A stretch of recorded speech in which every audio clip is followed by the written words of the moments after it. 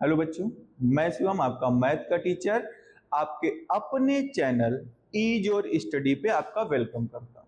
प्यारे बच्चों, हम लोग chapter number 3 pair of linear equation में एक्सरसाइज 3.1 की बात कर रहे थे, जहां पर हमने 1 से लेकर के क्वेश्चन नंबर 4 तक बहुत अच्छे से एक एक क्वेश्चन को समझा है, जो पेपर के दृष्टिकोण से बहुत ही इंपॉर्टेंट थे।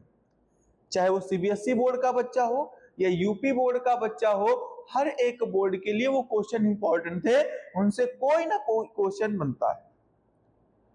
अगले क्वेश्चन, जिस क्वेश्चन नंबर 5 पर हम बात करने जा रहे हैं, वो क्वेश्चन पेपर में, ये क्वेश्चन पेपर में चाहे यूपी बोर्ड हो या सीबीएसई बोर्ड हो, हर एक बोर्ड में बहुत अच्छे से पूछा जाता है, कई बार पूछा गया है। ये रहा आपका क्वेश्चन नंबर 5। समझिएगा इस क्वेश्चन में क्या दिया गया है, क्या ऐसा है जो ये पेपर में बार बार पूछा जाता है, कैसे इसमें वर्ड प्रॉब्लम को ऐसा तोड़ा मरोड़ा गया है कि आप समझ नहीं सकते हो। देखो कैसे इन्होंने तोड़ा है। सबसे पहले इन्होंने क्या क्वेश्चन में दिया गया है, सुनो। Half the perimeter of A rectangular garden. सबको पता है एक रेक्टेंगुलर गार्डन की बात कर रहा है, जिसका कह रहा है कि पेरीमीटर आधा है, पर कितना आधा है, यहां से कॉमा लगा करके इन्होंने केस सेकंड शुरू कर दिया। क्या केस सेकंड शुरू किया, कह रहा है हुज लेंथ इज 4 मीटर, जिसकी लेंथ कितनी है, length is 4 metre more than its width. तो पिछली क्लास में हमने आपको बताया था, क्या बताया था पिछली क्लास में, हमने कहा था कि जो लेंथ होगी, अगर इज लगा है, क्या हुआ, अगर इज लगा हुआ है, चीजें लगी हुई हैं, तो क्या करेंगे हम, उनका यूज कहां पर करेंगे, कैसे करते हैं, इक्वल कहां पर लगता है, कैसे वो समझते हैं।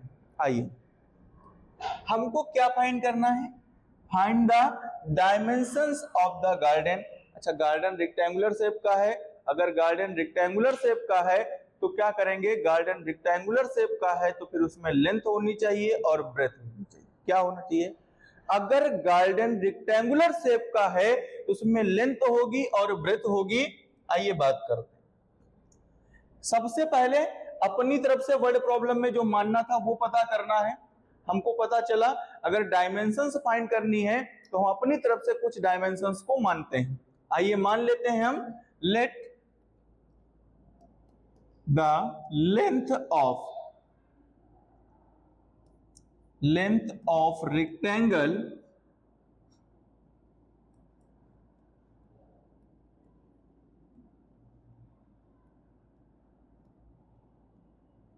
Find the length of rectangular garden. अगर रेक्टेंगुलर गार्डन की लेंथ को माने तो क्या मानेंगे, x मानेंगे। क्या मानेंगे, x। इसी तरह लेट द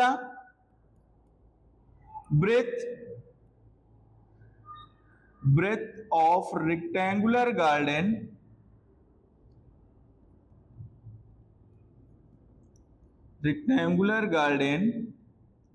क्या मानेंगे, 1। हमने इन दोनों को मान लिया। अभी तक हमने दो चीजें अपनी तरफ से मानी हैं, क्या क्या, एक तो हमने लेंथ मान लिया, एक ब्रेथ मान लिया। यही दोनों चीजें, अगर रेक्टेंगल की बात करें तो थोड़ा सा रेक्टेंगल के बारे में समझते हैं। रेक्टेंगल क्या होता है, जिसकी अपोजिट साइड इक्वल होती है, जिसकी अपोजिट साइड इक्वल होती है वो क्या होगा, रेक्टेंगल होगा। ये लेंथ होती है, ये ब्रेथ होती है। अगर ये अपोजिट साइड इक्वल है तो ये वाली भी क्या होगी, लेंथ होगी, और ये वाली भी क्या होगी, ब्रेथ होगी। इसके एरिया की बात करें तो area of rectangle L into B क्या होता है, L इंटू बी। पेरीमीटर क्या होता है, पेरीमीटर 2 ब्रैकेट में L प्लस बी, ये होता है। इतनी चीजें तो आपको पता होंगी, इन्हीं का यूज करके हम करते हैं। आइए देखें क्या करेंगे, अकॉर्डिंग टू क्वेश्चन। अब अपने अकॉर्डिंग नहीं, अकॉर्डिंग टू क्वेश्चन, जो क्वेश्चन कहता है उसके अकॉर्डिंग चलना है। तो बच्चा यहां पर समझो, हम इसको रब कर रहे हैं, आपको पता होगा कि एरिया ऑफ रेक्टेंगल और पेरीमीटर ऑफ रेक्टेंगल क्या होता है।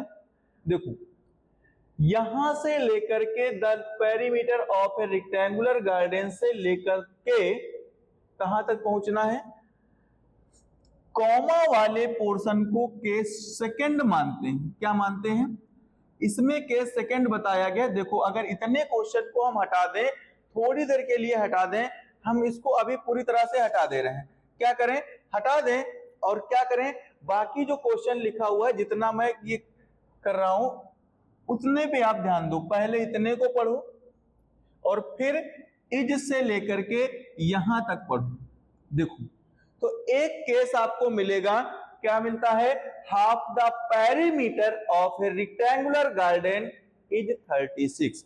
मतलब रेक्टेंगुलर गार्डन का हाफ जो है वो कितना हमको दिया गया है, 36। तो दोनों के अकॉर्डिंग चलेंगे, एक अपने अकॉर्डिंग और एक क्वेश्चन के अकॉर्डिंग। तो दोनों के अकॉर्डिंग को, दोनों की सोच को आपस में इक्वल करेंगे तो हमारा आंसर जरूर मिलेगा। क्या करते हैं, देखो हमारे according half the perimeter,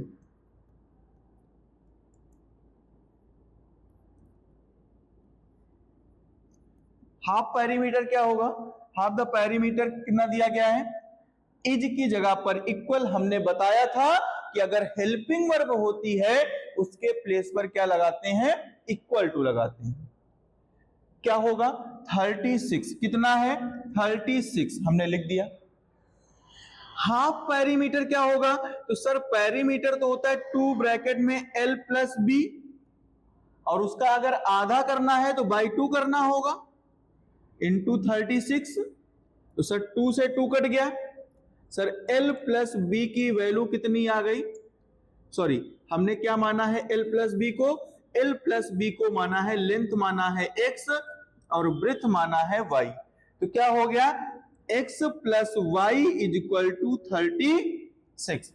length को हमने x माना, ब्रेथ को क्या माना, y। तो क्या हो गया, x plus y is equal to क्या हो गया sir, x plus y is equal to 36 हुआ, और ये हो गई हमारी equation number first.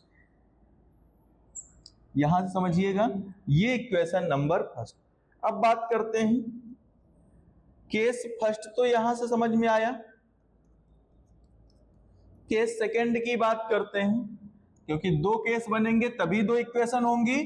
Case second, case second की बात करें तो बोला गया है हुज लेंथ, लेंथ की बात कर रहा है, पढ़िएगा अब यहां से, whose length, whose length, length कितनी है जिसकी लेंथ x है, ठीक सर हमारे अकॉर्डिंग x है। आगे आप क्या बोलते हैं सर, इज। आपने बताया था सर अगर कहीं पर इज एम आर या कोई भी हेल्पिंग वर्ब आती है उसके प्लेस पर इक्वल टू लगाते हैं, लगा दिया सर।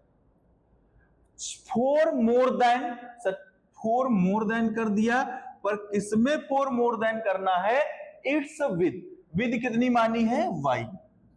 सर हो गया, तो इनको अगर इधर लाएं सर तो x minus y is equal to 4, और ये इक्वेशन सेकेंड। यहां तक कंफर्म हुआ होगा। अब दोनों इक्वेशंस को क्या करते हैं, किसी एक मेथड से, एलिमिनेशन मेथड से या सब्स्टिट्यूशन मेथड से सॉल्व करते हैं। देखो क्या होगा, from equation first and second, दोनों इक्वेशन को हम एलिमिनेट करते हैं। एलिमिनेशन मेथड से क्या करेंगे, पहली इक्वेशन है x plus y is equal to 36, और सेकेंड इक्वेशन है x minus y is equal to 4। बच्चा ध्यान से सुनो, जब दोनों इक्वेशन में साइन अलग अलग होते हैं एक वेरिएबल के, और वेरिएबल्स आपस में इक्वल हो तो उनमें क्या करते हैं, ऐड करते हैं।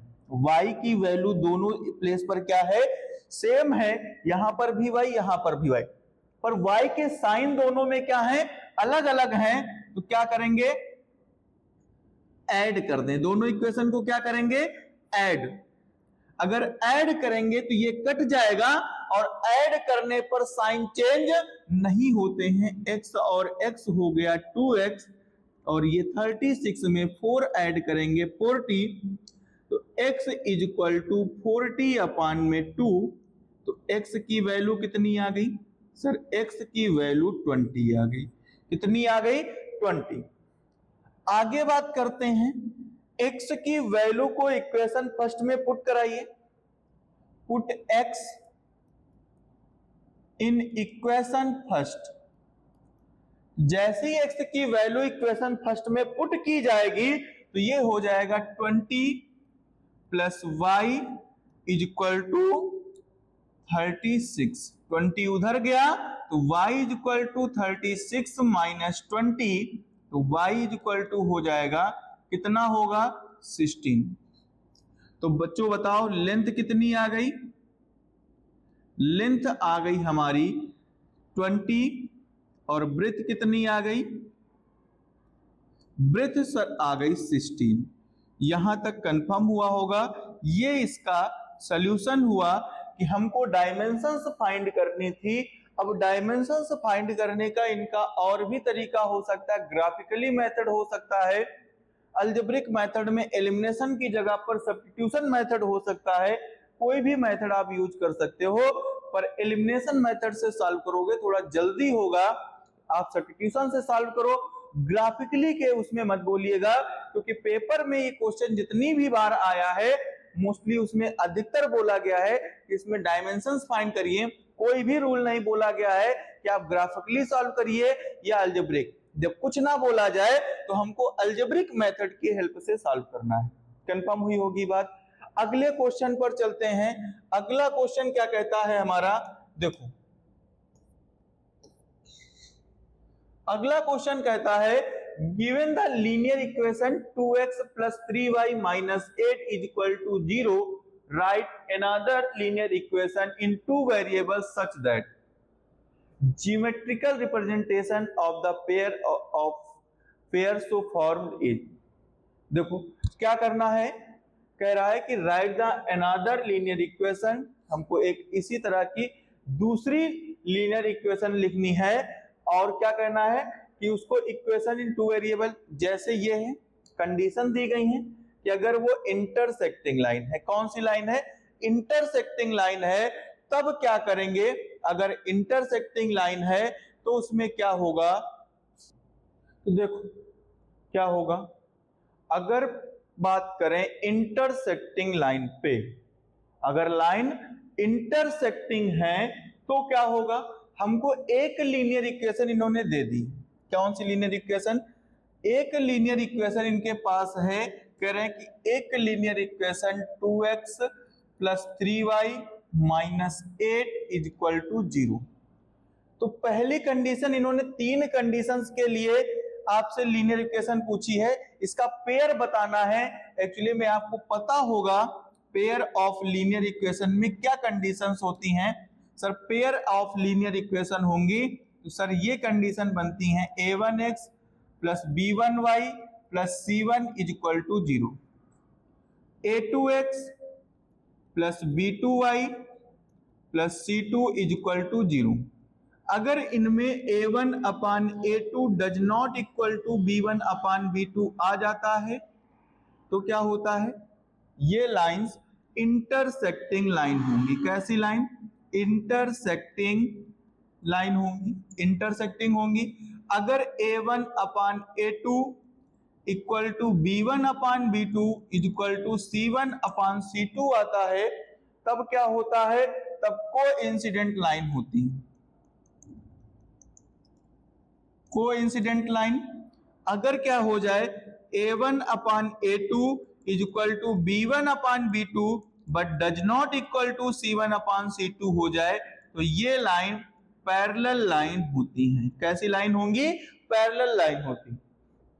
तो सर हमारे पास तो एक ही है और ये पेयर तब बनेंगे जब दो इक्वेशन होनी चाहिए। तो भैया वही तो पूछ रहा है कि इक्वेशन वेरिएबल सच दैट, जिसको हम ज्योमेट्रिकल रिप्रेजेंटेशन करके उसको फाउंड कर सके, पा सके।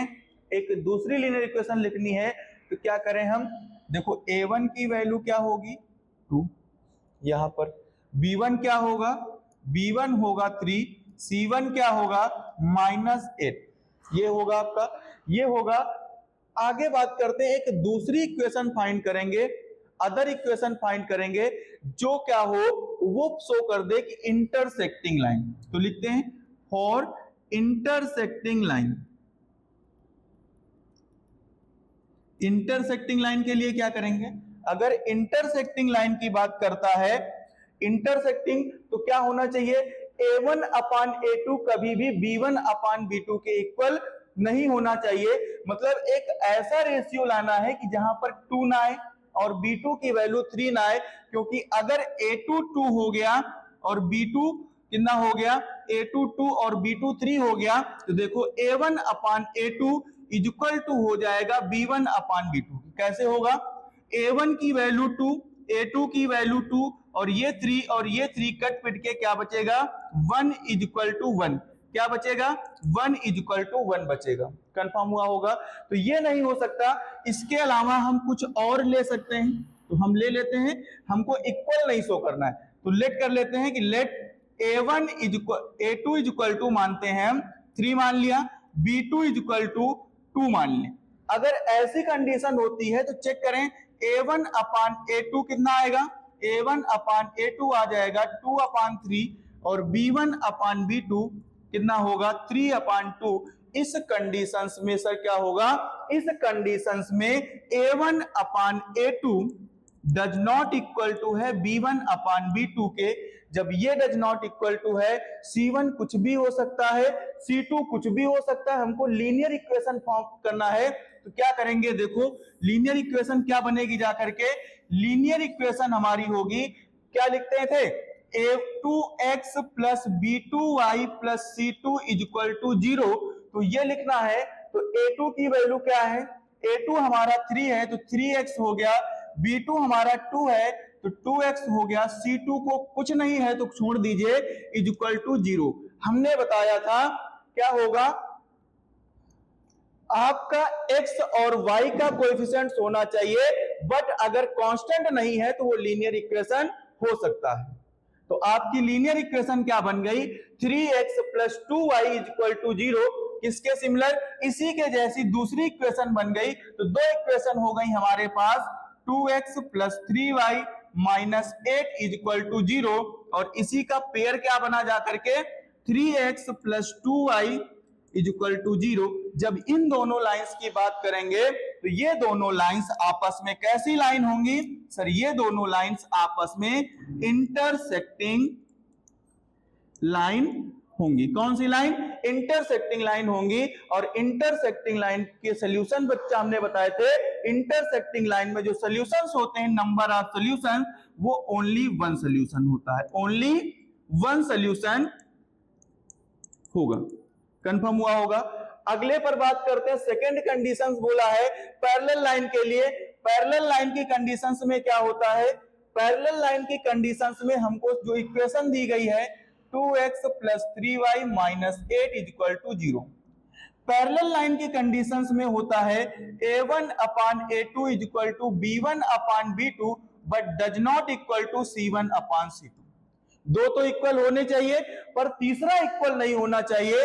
तो क्या करते हैं, यहां पर हमको a1 की वैल्यू दी गई है 2, b1 आपको गिवन है 3 और c1 आपको गिवन है कितना 8 माइनस 8। तो क्या करते हैं, देखो कुछ सिमिलर मानते हैं जिसमें a1 अपान a2 तो सही हो जाए, तो चलो इनका डबल कर लेते हैं। क्या हो जाएगा, a2 कितना मान लें 4 मान लें, इसका डबल 3 का डबल कितना होता है, b2 को 6 मान लें, मान लिया हमने। इनको डज नॉट इक्वल टू करना है ना, c1 अपॉन c2 को डज नॉट इक्वल करना है, तो c2 को हमने 5 मान लिया। अब देखो कंडीशन क्या बनी जाकर के, सर a1 अपान a2 की कंडीशंस जो हुई वो 2 अपान 4 हुआ, 2 अपान 4 मतलब 1/2 हुआ जाकर के। b1 अपान b2 क्या हुआ सर, b1 अपान b2 3 अपान 6 हुआ, सर ये भी 1 अपान 2 बना।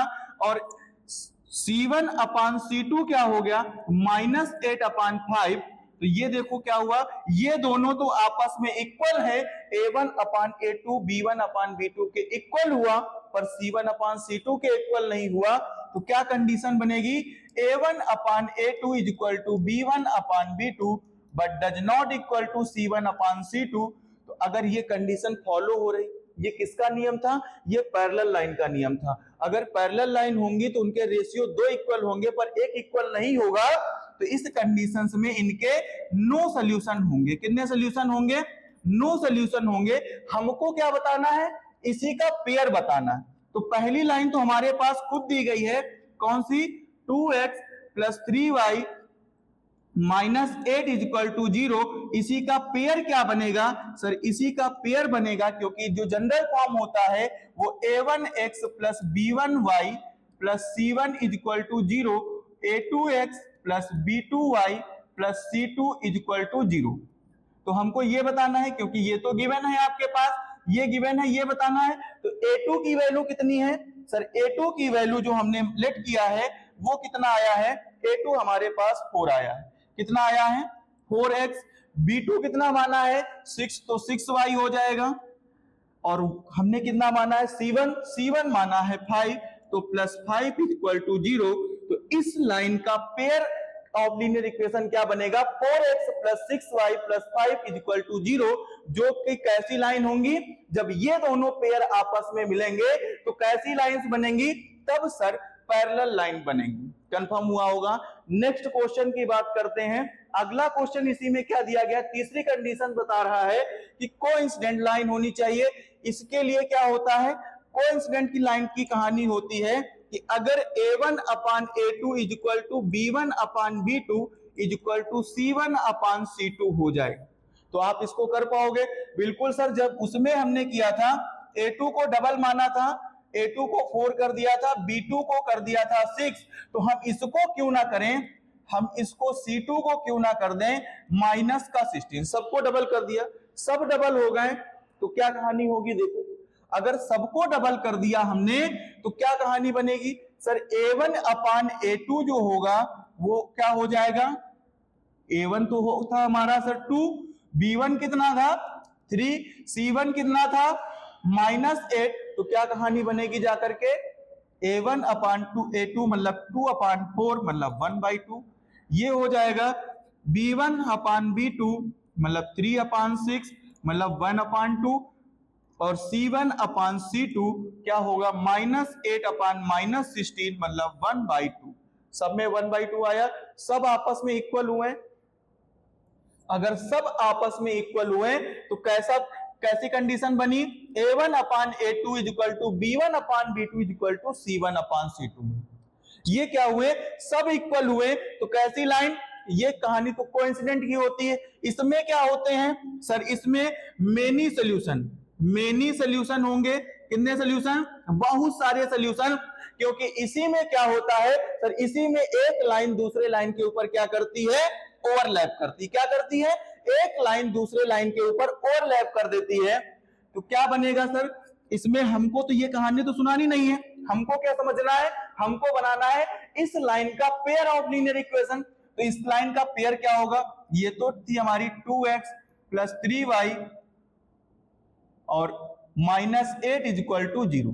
तो इसी का पेयर क्या बनेगा, पेयर में जनरल फॉर्म क्या था, a2x plus b2y plus c2 is equal to 0। तो देखो a2 कितना दिया गया है सर, a2 हमारा 4, b2 कितना दिया गया है 6y, और ये माइनस का दिया गया है 16, तो -16 इज इक्वल टू 0। तो ये आपका इस लाइन का ये पेयर ऑफ लीनियर इक्वेशन होगा। पर इस कंडीशंस में क्या होगा, जब ये दोनों आपस में पेयर होंगे तो ये कैसी कहानी बनेगी सर, कोइंसिडेंट लाइन की कहानी बनेगी। कंफर्म हुई होगी बात। अगले क्वेश्चन पर चलते हैं। अगला क्वेश्चन आपका क्या कहता है, समझिएगा। Draw the graph of the equations x minus y plus 1 is equal to 0 and 3x plus 2y minus 12 is equal to 0। कह रहा कि इनका एक दो इक्वेशंस दी गई हैं, इनका एक ग्राफ बनाना।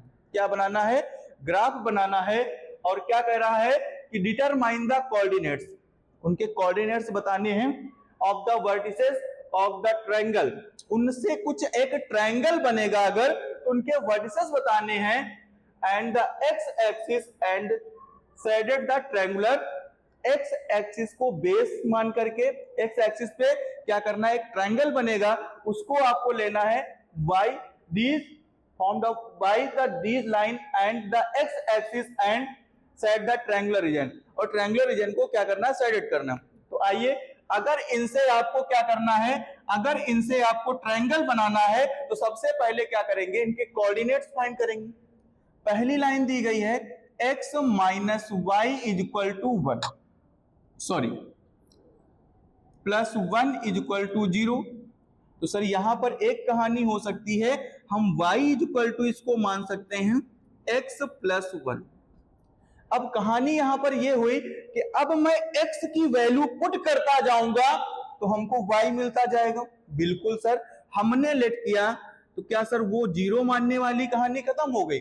नहीं, खत्म नहीं हुई, पर एक नियम के अकॉर्डिंग देखना होता है कहां पर कैसे चलना है। तो हमने क्या किया, let x is equal to 0, आइए अगर हमने let x is equal to हमने माना 1, अगर x इज इक्वल टू 1 माना है तो क्या हो जाएगा, y इज इक्वल टू 2 होगा।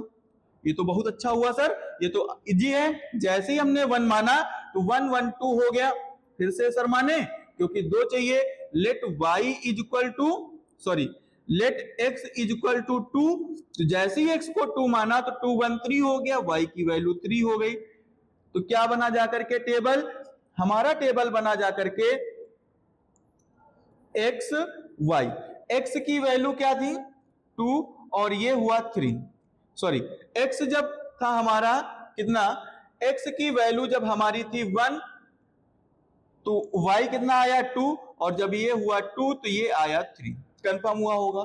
अगले पर बात करते हैं, 3x plus 2y minus 12 is equal to 0। तो देखो क्या करें, इसको लिख सकते हैं 3x plus 2y is equal to 12। अब इसमें मान लो let x is equal to 0, तो जैसे x को 0 मानोगे तो ये 2y इज इक्वल टू 12, मतलब y इज इक्वल टू 6 आएगा। और दोबारा से y को माने, let y is equal to 0, जब y को माना तो 3x इज इक्वल टू 12, मतलब x इज इक्वल टू क्या बने जाकर के 4, क्या बनेगा 4। तो इसका टेबल क्या बनेगा सर, इसका जो टेबल होगा वो बनेगा करके, क्या बनेगा टेबल, x और y, x की वैल्यू होगी हमारी 0 तो y आएगा 6, और जब x की वैल्यू होगी 4 तो y होगा 0।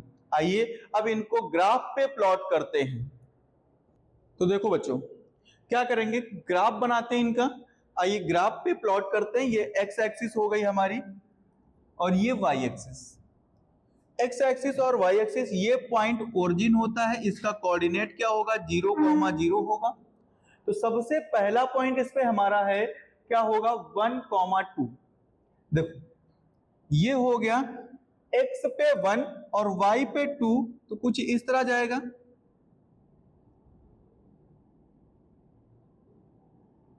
ये हो जाएगा 1, 2, क्या होगा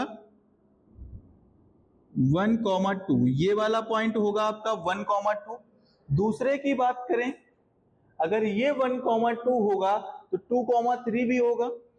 बिल्कुल सर, 2, 3, x पे 2 और ये 3, तो ये हो जाएगा 2, 3। और इस पे बात करें तो देखो क्या होगा 2, 3, 2, 3 क्या होगा, इन दोनों को मिलाएंगे तो ये होगा हमारा 2, 3। ये 2 पॉइंट हुए, इन 2 पॉइंट से होकर जाने वाली एक लाइन होगी। बिल्कुल सर होगी, उसको हम ड्रा करते हैं। आइए देखिए,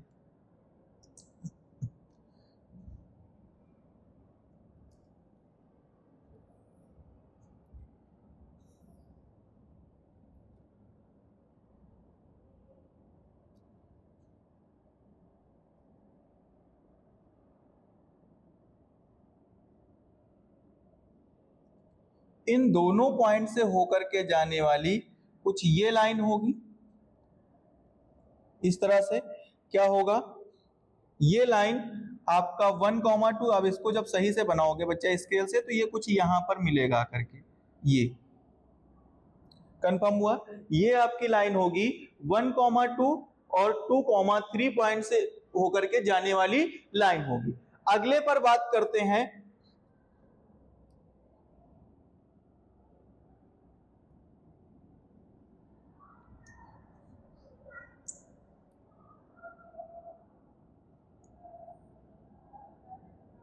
अगले पर बात करें तो देखो अगला क्या होगा 0,6। सर 0,6 कहां है? 0,6 तो 0x पे y पे 6 तो 0,6 तो ये हुआ। अगला है 4,0 तो 4,0 ये हुआ। तो देखो क्या होगा सर, अगला होगा हमारा, अगले की बात करें तो अगला पॉइंट कहां पर मिलेगा हमको? इनसे मिलेगा 0,6 और 4,0।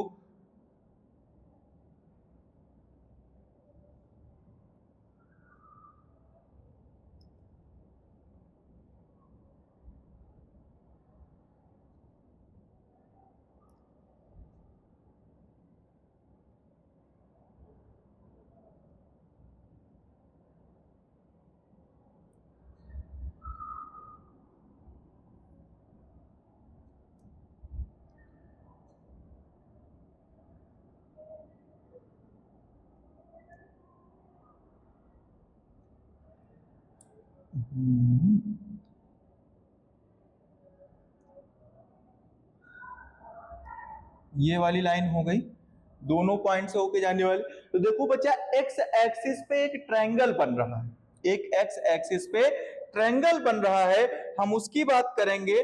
जहां पर एक्स एक्सिस पे ट्रायंगल बना हुआ नजर आया है, क्या करें? देखो हमको उसको सेट करना है, सेडेड कर देंगे तो ये वाला पार्ट जो होगा, हमने इसको कर दिया कलर, व्हाइट कर दिया। तो ये एक ट्रायंगल आपको दिख रहा है, इसके कोऑर्डिनेट्स बताने हैं आपको। क्या बताने हैं? कोऑर्डिनेट्स फाइंड करने हैं। तो आपको कोऑर्डिनेट्स दिख गए होंगे, एक एक्सिस पे दोनों लाइंस आपस में कट कर रही हैं, वो होगा इसका कोऑर्डिनेट्स। देखो